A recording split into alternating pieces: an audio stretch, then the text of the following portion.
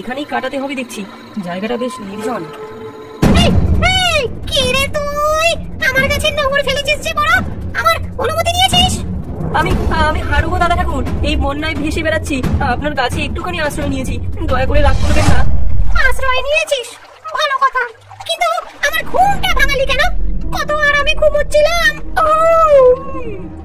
আর তোর এই বিদঘুটে জিনিসটা কি? নৌকার উপর আবার দোতলা, জন্মেও দেখিনি এমন আজগুবি কাণ্ড। এই হলো গিয়ে গরিবের জুগার দাদা ঠাকুর, যাতে ভেসেও থাকি আবার মাথা গোজারও ঠাঁই হয়। বন্যা হলে তো ডাঙায় এক ফোঁটা জায়গাও থাকে না। বুদ্ধি আছে বটে তোর, তবে দেখতে বড্ড বেঢপ। তা এখন কি করবি? এই জলেই তো ভেসে ভেসে পটল তুলবি বলে মনে হচ্ছে। যতদিন প্রাণ আছে ততদিন তো চেষ্টা করতে হবে দাদা ঠাকুর।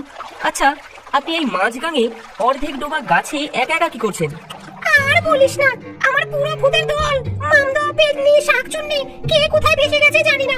আমি এই গাছটা আঁকড়ে ধরে কোনো মতে টিকে আছি, ভাবছি জল কমলে নতুন আস্তানা খুঁজবো। বড্ড একা একা লাগে রে।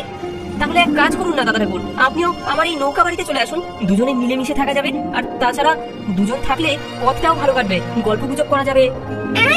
বলিস কি রে ছোকরা, আমি ভূত আর তুই মানুষ, আমরা একসাথে থাকবো। তোর ভয় করবে না? আমি কিন্তু মাঝে মাঝে ফেস ফেস করে কথা বলি।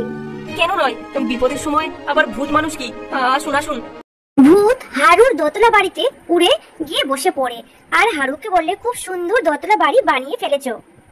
পরের দিন সকালে ভূত আবার দোতলা বাড়িতে বসে হারুকে পথ দেখাতেই লাগলো। তার চোখ অনেক ডাইনে যাও হারু, ডাইনে যাও, ওখানে একটা কুমির হা করে আছে, যেন তোর নৌকাটাই গিলে খাবে। হ্যাঁ বলেন কি দাদা ঠাকুর, বাঁচালেন যাই হোক। এই ওদিকে যাস না, ওদিকে যাস না হারু, পায়ে চড়াবালি, একবার আটকে গেলে আর রক্ষে থাকবে না। সোজা চল, সামনে একটা ফাঁকা জায়গা দেখা যাচ্ছে। আপনি না থাকলে আজ নির্ঘাত বিপদ ঘটতো দাদা ঠাকুর, আপনি তো আমার দিক নির্দেশক হয়ে গেছেন। আরে আমি হলাম কি ছবুত, গাছের মুখ ডালে বসে কত রাজ্যের খবর রাখি, আর এই বন্যা এ তো আমার নখদর্পণে। কি কাণ্ড দাদা ঠাকুর, বাজার আছে অথচ মানুষ নেই, জিনিসপত্রেরও কেমন অদ্ভুত সব দেখাচ্ছে। আমার কিন্তু ভালো ঠেকছে না রে হারু, এখানে কেমন একটা ভুতুরে ভুতুরে গন্ধ পাচ্ছি। কে আসে? কে গো ভাসতে ভাসতে আসে? নতুন খদ্দের নাকি? এদিকে এসো, এদিকে এসো এসো, আমার দোকানে ভালো ভালো জিনিস পাবে। জ্যান্ত মাছের তেলে ভাজা, কুমিরের ডিমের অমলেট, সাপের খোলসের চপ, কোনটা দেবো বলো? সবই তাজা, সবই গরম, স্পেশাল অফার চলছে। না গো দিনের বাচ্চা, আমাদের এসব কিছুই লাগবে না, আমরা শুধু পথ দিয়ে যাচ্ছিলাম, একটু জল তেষ্টা পেয়েছিল। সে কি, আমার এই ভাসমান বাজারের সুনাম শোনোনি? আমার এই পুরনো ভাসমান বাজারের বদলে আমি এটা নিতে রাজি আছি, বলো কত দাম চাও? না না চিনের বাচ্চা, এটা আমাদের একমাত্র আশ্রয়, এটা আমরা কিছুতেই ছাড়তে পারবো না, এটা বিক্রির জন্য নয়। কি, আমার প্রস্তাব ফিরিয়ে দিলে? এত বড় সাহস! আমি এই ভাসমান বাজারের মালিক, জঙ্গল জিন, আমার কথা কেউ ফেলতে পারে না। দাঁড়াও, আমি তোমাদের জাদু দিয়ে পাথর বানিয়ে দিচ্ছি, তারপর তোমাদের এই খেলনা বাড়িটা আমি দখল করবো।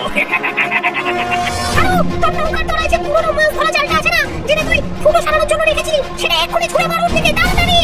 জাল? ছেঁড়া জাল দিয়ে কি হবে? আরে যা বলছি কর না। হারু এক মুহূর্ত দেরি না করে ছুটে গিয়ে জালটা নিয়ে জিনের উপর ছুঁড়ে ফেলে। ওরে বাবারে, এ তো সুলেমানি জাল, এই যে পয়গম্বর সুলেমানের জাল, পালাও। এই লোক তো সাধারণ মানুষ নয়, এই নির্ঘাত মস্ত বড় জাদুকর। আমার এবার কি হবে গো? ওরে বাবা গো! এ কি দাদা ঠাকুর, একটা ছেঁড়া জাল দেখে জিনটা এমন ভূতের মতো ভয় পেয়ে গেল কেন? পালিয়ে পগার পার।